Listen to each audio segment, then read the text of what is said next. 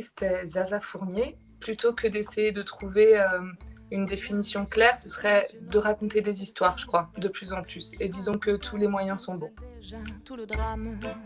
2 années et demie au conservatoire du 16e avec Stéphane et le groupe, ça a été vraiment une des périodes les plus heureuses de ma vie, les plus importantes et les plus déterminantes, sans aucun doute, mais c'était un moment très, très important.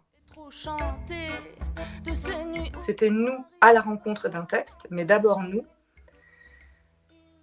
Alors on pouvait tous être uniques et incroyables et extraordinaires. À partir du moment où on était, voilà, en conscience que ce qui comptait, c'était d'être très, très honnête avec ce qu'on est, quoi. S'il y avait une machine à remonter le temps, je crois que je serais très, très heureuse comme élève avec cette possibilité d'explorer par différents vecteurs ce que c'est que de travailler avec soi.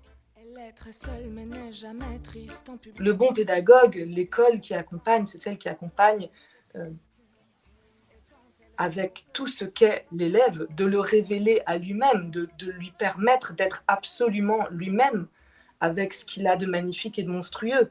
Pas, voilà, de cette chose totale qu'il est, de libérer, d'entendre, de rendre visibles tous les points aveugles. Tu seras l'acteur, l'actrice que tu décides d'être.